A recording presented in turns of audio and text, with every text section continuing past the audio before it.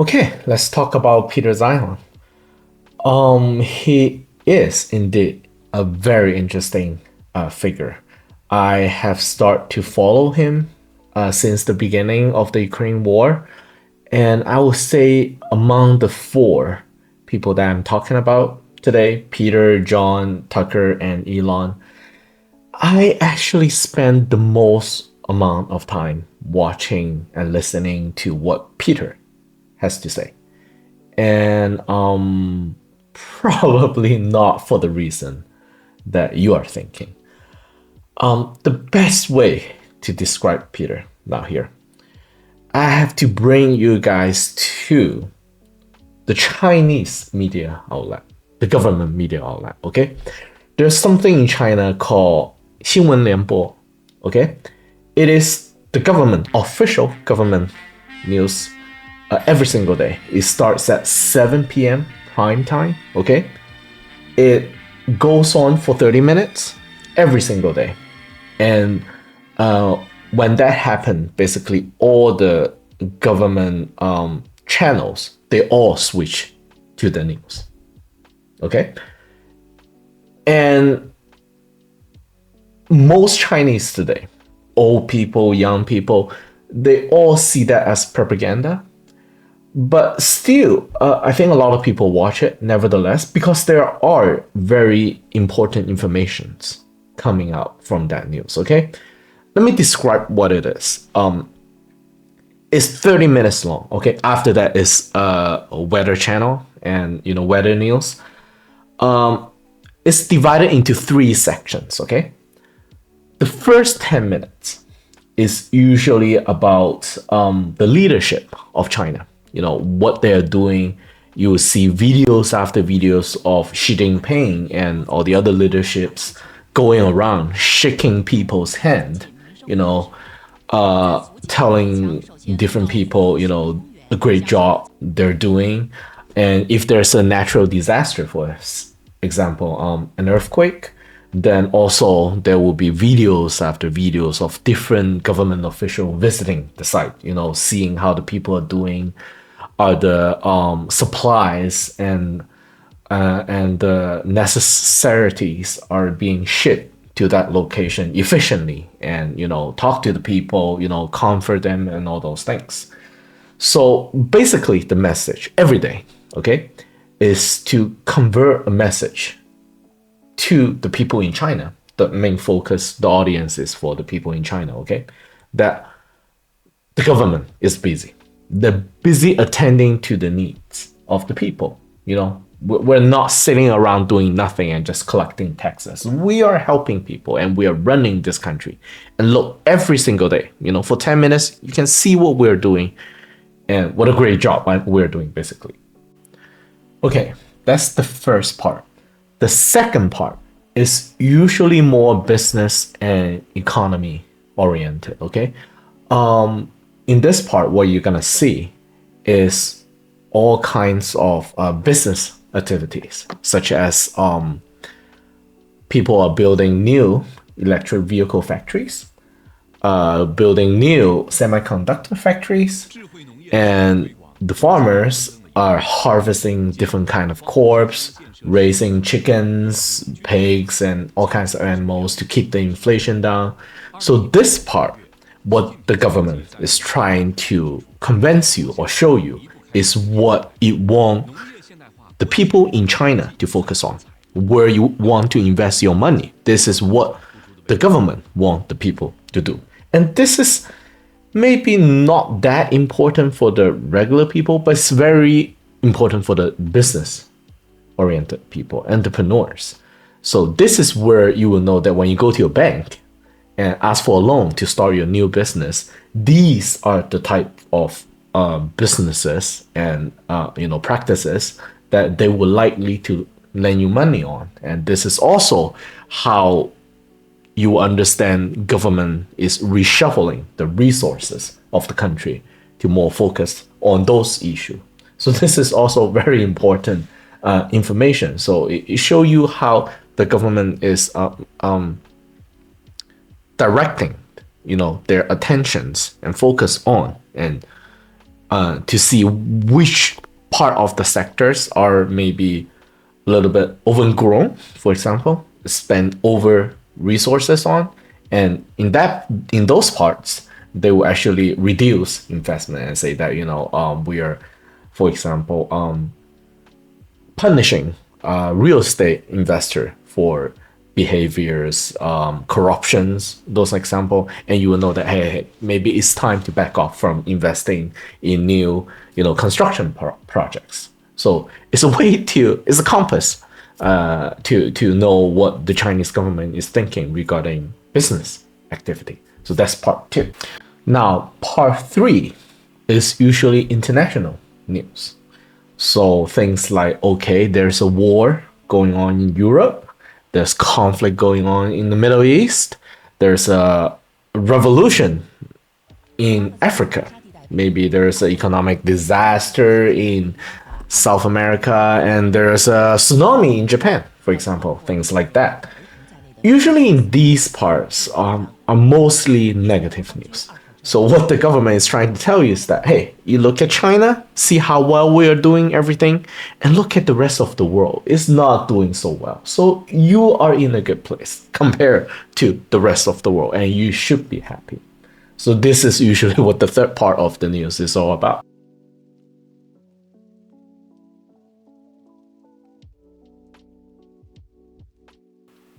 Even normal people today in China, they can see these are obviously propaganda, right? We have a lot of problem in China. It's not, you know, all sunshine and bunnies, and there are definitely more happy things going around, in the world, and not just disasters and wars and things like that. So they do question, yeah, this is propaganda more or less. But a more accurate way of describing is that this is what the Chinese government want the people to see, not exactly what it is. And when you watch Peter Zeihan's show, his talk is usually very short, right? 3 4 minutes, 5 minutes. I don't see that many video of his that's longer than 10 minutes, unless he's in some kind of think tank. Okay, and when you watch him long enough, you can see that pattern, and you can assure that this is exactly what the American establishment, deep state ruling party want the public to think about what's going on in the world. It's a perfect illustration of that. So it basically is a mirror of what the Chinese is doing with their primetime media news. And when you look at that, you kind of gonna say that, okay, Mexico is a good place to invest in. Okay. And China is collapsing. Okay. You shouldn't think of it as like real or wrong, but more you should think of it like, okay, that's what CIA want me to think how that is. So that's the perfect example of looking at Peter Zeihan's show. And I would recommend, like, especially Chinese audience who never watched his show, you go and watch it. Really, it's fascinating, and it doesn't take that much time. It's usually 5 6 minutes. You don't need to watch, Joe Biden or Blinken. Those people are more or less useless. I mean, they are put in power also, but they are more, government officials. They can't say things that are inappropriate. But if you watch Peter Zeihan, that's like the deep state thinking. Not all the things that deep state know, but what they want you to know and what they want you to think. So that is perfect. And I think it's worth watching. And when you watch it, you kind of understand how Americans want the world to think. And, hey, if Peter is watching this show, I am trying to promote your channel, high five.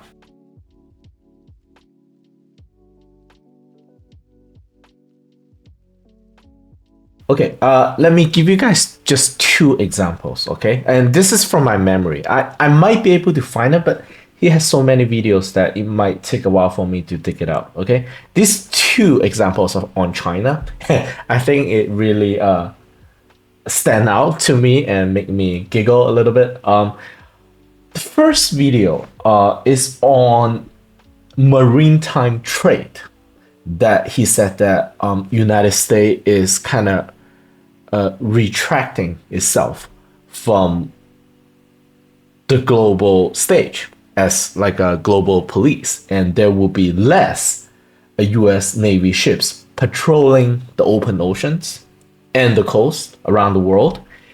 And when there's no U.S. ship patrolling, those ships, especially Chinese ships who are trying to trade and send their merchandise goods to Europe and to other places, they will face more risk to be attacked by pirates. And they will say that, and since China do not have the same navy and the same amount of foreign navy base, because you just cannot send ships around going around, they need to have a place to resupply themselves, right?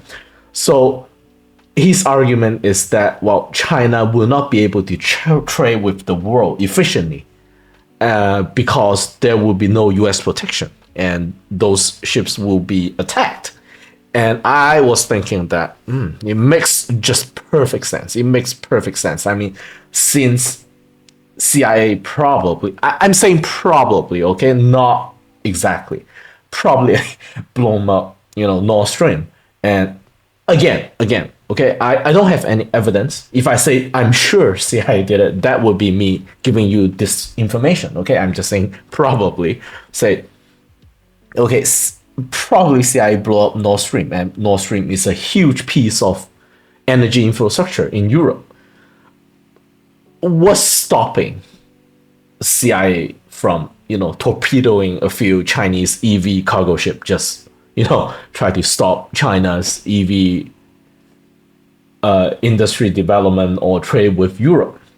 I mean, that makes total sense. I would say that, that's what you're thinking. And I really suggest, the Chinese ship makers to watch those videos as well. So they would say that, then maybe we need to have some countermeasures to install some kind of, I don't know, is there some kind of counter torpedo devices, or maybe we should have more sonar radar kind of system so we can know who's actually attacking us and we can actually blame the people. Maybe not CIA, I'm just making this up. So that would be actually very helpful. So this is just like watching, Chinese news outlet. You know what the government is thinking. You know what the establishment is thinking. It's just perfect.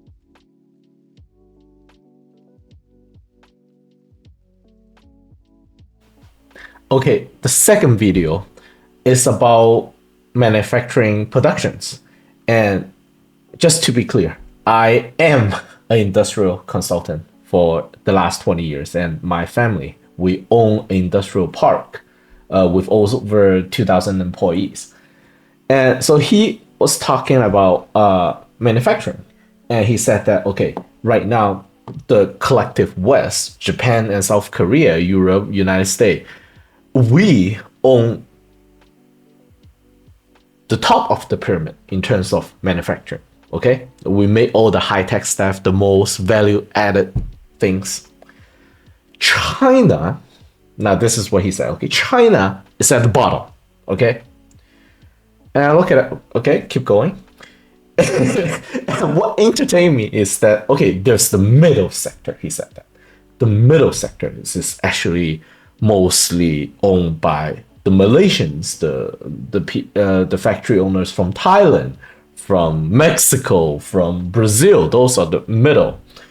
And I was like, okay, does American really believe this? And I went down to the comment section, okay, of that video, and a lot of people is actually, that makes perfect sense. How do we avoid China from going up the pyramid and capturing the middle section? I know they are not going to catch up to us because we're on the top. It take decades, if not centuries, and they're at the bottom. But how do we avoid China from growing and reaching the middle part of the manufacturing sectors and stealing the jobs from the Malaysians and all the people in Southeast Asia?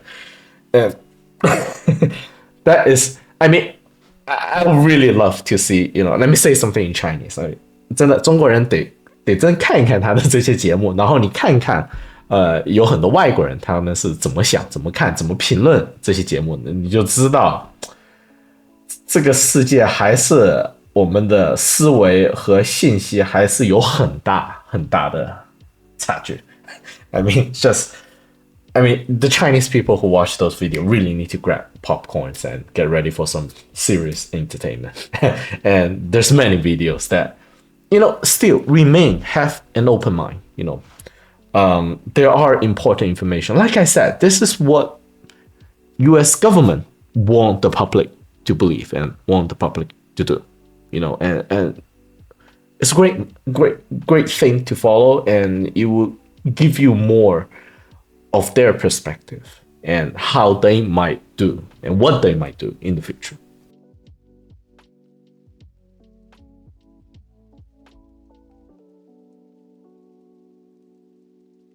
So the final thought I want to give to you guys regarding Peter's channel, okay?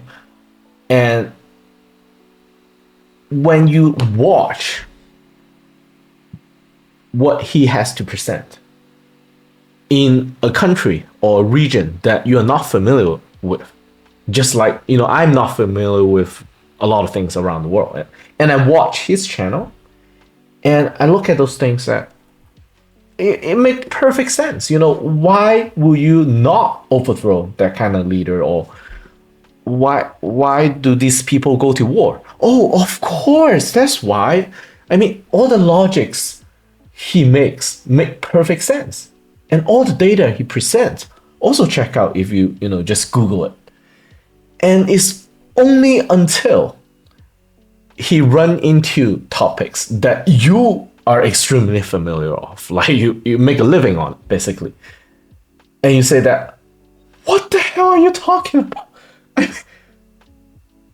You're leading your audience into a ditch, and then it's at that moment you kind of say that, wait a second, all the videos that I watch and I believe in, are they also like this? Is it also misleading? And wait, I know nothing. I have to really go out there and check out other sources to make sure that, I want to look at the other side of the coin, basically. And, it's at that moment you start to say, wait, this guy is just, trying to paint you a narrative.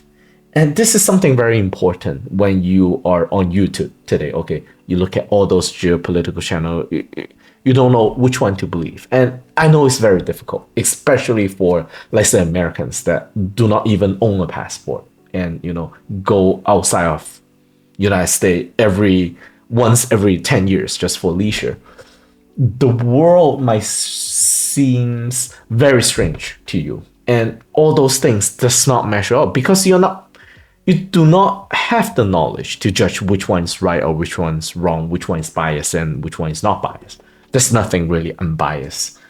Everyone's biased a little, but you can tell because you're not in that kind of experience. And, it's very difficult. And that's, I think, what's most appealing regarding Peter Zeihan, because he put things, his videos are scripted in a way that make very logical sense if you do not know anything about the issue.